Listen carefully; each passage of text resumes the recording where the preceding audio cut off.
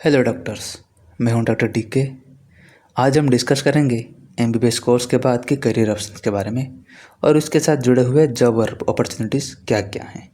MBBS करने के बाद आप क्या क्या कर सकते हैं, आपकी जॉब कैसे लगती है, पढ़ाई का सिलसिला कैसे रहता है, आगे के कोर्सेस क्या क्या हैं जिनको आपको करना है कि नहीं है, कौन सा सही करना है और कौन सा नहीं करना है, ये सब हम इस वीडियो में डिस्कस करेंगे। वीडियो थोड़ा लंबा है लेकिन पूरा डिटेल्स में है, आपको एंड तक देखना होगा। तो चलिए शुरू करते हैं आज का video.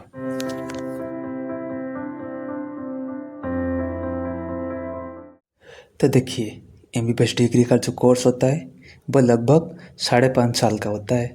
Both course and internship मिला के 4.5 साल का पढ़ाई और आखिर के 1 साल रोटेशनल इंटर्नशिप पीरियड होता है। ये सब के बाद 5.5 साल कंप्लीट होने के बाद ही आपका एमबीबीएस डिग्री ख़त्म होता है। इसके बारे में हमारा एक वीडियो भी है, एमबीबीएस कोर्स के बारे में, एमबीबीएस बुक्स के बारे में, बुक्स एंड कोर्स दोनों के बारे में अलग अलग वीडियो है।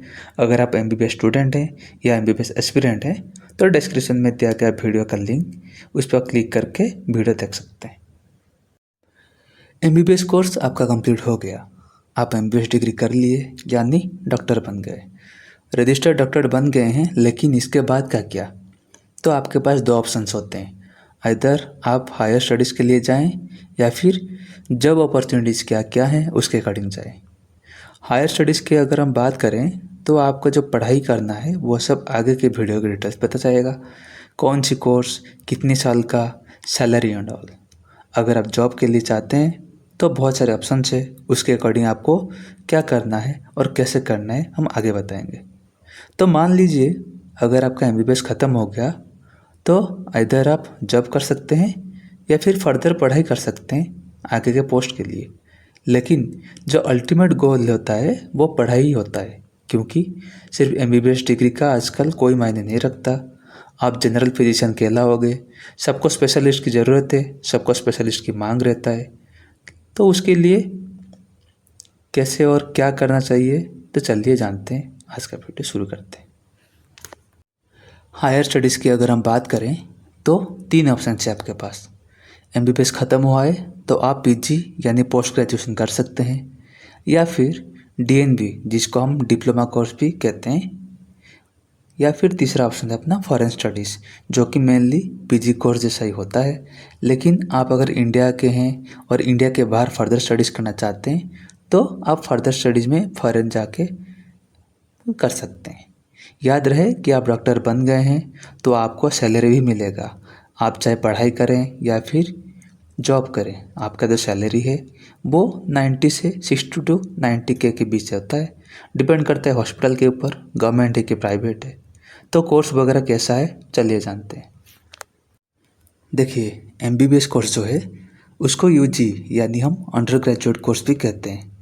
तो जो पीजी है, पोस्ट ग्रेजुएशन है, वो मेनली एमडी और एमएस कोर्स के लिए होता है, यानी मास्टर्स इन सर्जरी और डॉक्टर इन मेडिसिन। इसके लिए पीजी कोर्स पोस्ट ग्रेजुएशन करना होता है।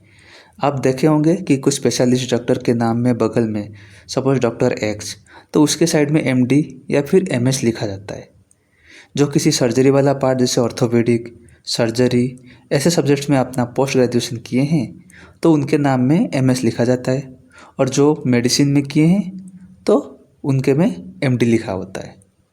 तो इस पोस्ट ग्रेजुएशन के लिए आप एलिजिबल कैसे होते हैं, इसके लिए आपको नीट पीजी एंट्रेंस देना होता है, और एक INICET एंट्रेंस एग्ज़ाम भी है जो कि मेनली एम्स पीजी में पीजी करने के लिए INICET एंट्रेंस होता है। बाकी जो नॉर्मल पीजी कोर्स है वो सब नीट पीजी के थ्रू, जो गवर्नमेंट पीजी कॉलेज वगैरह है तो उसके लिए नीट पीजी देना होता है।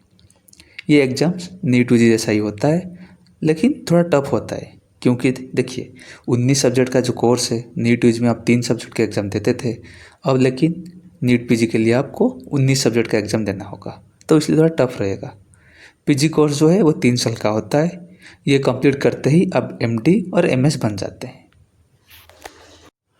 पोस्ट ग्रेजुएशन के अलावा आप डिप्लोमा भी कर सकते हैं जिसको हम डीएनपी कोर्स कहते हैं।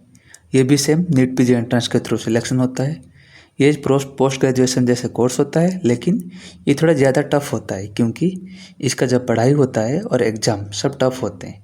सिंपल सी बात है, आपका एंट्रेंस में रैंक अच्छा आया तो आपको पोस्ट ग्रेजुएशन करना होगा। अगर मार्क कम आया, रैंक कम आया तो थोड़ा मेहनत कीजिए अगले साल के लिए, नहीं तो आप डिप्लोमा भी कर सकते हैं। लेकिन ये डिप्लोमा कोर्स है, इसका जो एग्ज़ाम्स वगैरह होता है, बोर्ड एग्ज़ाम वगैरह होता है इस कोर्स का, ये ऑल इंडिया लेवल पे होता है, तो इसीलिए ये थोड़ा टफ है। इसके बाद जो फॉरेन स्टडीज़ ऑप्शन में है, जैसे कि यूके में पढ़ने के लिए आप लाभ, यूएसए में पढ़ने के लिए यूएसएमएलई और ऑस्ट्रेलिया में पढ़ने के लिए एएमसी, ये सब एग्ज़ाम्स हैं। आपको एग्ज़ाम क्लियर करके उन देशों में पढ़ने का मौका उठा सकते हैं। पीजी या फिर डिप्लोमा कोर्स ख़त्म करने के बाद आपका एमडी और एमएस डिग्री कंप्लीट हो जाता है। तो उसके बाद क्या? उसके बाद आप एक सीनियर रेसिडेंट डॉक्टर और एसआर कहलाते हैं। मेडिकल कॉलेजेस में आप पोस्टिंग्स अगर लेते हैं तो आपको एसआर डॉक्टर कहलाते हैं। पीजी के बाद आपको सुपर स्पेशलिस्ट यानी एसएस रेसिडेंसी भी करना होता है। ये आप पीजी के बाद जितनी जल्दी करें उतना अच्छा है। सुपर स्पेशलिस्ट मतलब देखिए, अगर आप मेडिसिन सब्जेक्ट में सिर्फ पीजी किए हैं तो आप पूरे मेडिसिन में एमडी कहलाएंगे, पूरे ऑल डिपार्टमेंट जितने भी का पार्ट है सब। लेकिन आप सुने होंगे जैसे नेफ्रोलॉजिस्ट, कार्डियोलॉजिस्ट, न्यूरोलॉजिस्ट या फिर गैस्ट्रोएंट्रोलॉजिस्ट, तो ऐसे पोस्ट और डिग्री सुने होंगे, तो ये सब सुपर स्पेशलिस्ट का मतलब होता है। तो आप इसके लिए अगर स्पेसिफिक फील्ड के लिए स्पेशलिस्ट कहलाते हैं तो आपको सुपर स्पेशलिस्ट करना होगा। इसके अलावा आप अलग अलग मेडिकल कॉलेजेस में प्रोफेसर के तौर पे मल्टी वर्क कर सकते हैं। जैसे आप स्टूडेंट को पढ़ा भी सकते हैं और साथ में हॉस्पिटल्स में पेशेंट देख के अपना प्रैक्टिस कंटिन्यू कर सकते हैं। तो इसके लिए आप असिस्टेंट प्रोफेसर या फिर एसोसिएट प्रोफेसर या फिर एचओडी, जो कि हेड ऑफ द डिपार्टमेंट होता है, ये सब पोस्ट में लेवल वाइज आप बन सकते हैं। इसमें फ़ायदा ये है कि आपका सैलरी पे स्लिप अलग होता है, क्लिनिकल नॉन क्लिनिकल दोनों ऐड होकर साथ में आप पेशेंट भी देखेंगे और आपका जो प्रैक्टिस है वो भी जारी रहेगा और एक्सपीरियंस भी। तो ये सब ऑप्शन है आपके पास। कोर्स ऑप्शंस की बात तो हो गई, एमबीबीएस के आगे का करियर के बारे में पता चल गया है। अब जॉब अपॉर्चुनिटी के बारे में अगर देखें, अगर आप एमबीबीएस के बाद आगे का पढ़ाई यानी इंटरेस्ट दिए लेकिन सिलेक्शन नहीं हुआ, पीजी और डिप्लोमा के लिए सीट नहीं मिला, तो क्या करें? इधर आप ड्रॉप ले लें यानी कि घर पे बैठ के पढ़ाई करें, एग्ज़ाम के लिए तैयारी करें, या फिर अगले साल एंट्रेंस के लिए, या फिर जॉब करें। अब डॉक्टर तो आप हैं ही, खाली बैठने से बेहतर प्रैक्टिस कंटिन्यू रखें और साथ में जो टाइम मिलेगा उसमें आप पढ़ाई भी कर सकते हैं। इसलिए बेहतर होता है आप जॉब के साथ पढ़ाई करें, प्रिपरेशन कर सकते हैं। तो आप मेडिकल ऑफिसर बन सकते हैं या फिर रेसिडेंट डॉक्टर, जिसको हम जूनियर रेसिडेंट और जेआर डॉक्टर भी कहते हैं। जेआर पोस्ट के लिए आप किसी मेडिकल कॉलेज में डायरेक्ट अप्लाई कर सकते हैं। ये आपके एमबीबीएस डिग्री मार्क के बेसिस पे सिलेक्शन होता है। पोस्ट के अकॉर्डिंग वॉक इन इंटरव्यू देके आप मेडिकल कॉलेज में डायरेक्टली जेआर पोस्ट ज्वाइन कर सकते हैं। सेम चीज़ अगर आप किसी नॉन मेडिकल कॉलेज यानी कि डीएचएस, डिस्ट्रिक्ट हॉस्पिटल या फिर सीएचसी या फिर पीएचसी में डॉक्टर बने तो उसको मेडिकल ऑफिसर और एमओ कहते हैं। ऐसे आप हॉस्पिटल में डॉक्टर रह सकते हैं एमबीबीएस के जस्ट बाद। और ये सब में आपका जो सैलरी है वो 60 to 80 के बीच में होता है। मेडिकल ऑफिसर और एमओ की बात अगर डिटेल्स में करें तो बहुत सारे सीएचसी, पीएचसी और डीएचएस हॉस्पिटल में, गवर्नमेंट हॉस्पिटल के अलावा आप प्राइवेट में भी अप्लाई कर सकते हैं, तो आपको पोस्ट मिलने का चांसेस ज़्यादा होता है। गवर्नमेंट में पोस्ट के लिए आपको डीएमईटी या फिर सीडीएमओ ऑफिस में डायरेक्ट जाकर अप्लाई करना होता है। तो कहाँ कहाँ आपका पोस्टिंग्स होगा, आपको गवर्नमेंट हॉस्पिटल में जब मिल सकता है, तो ये सब उस पर डिपेंड करता है।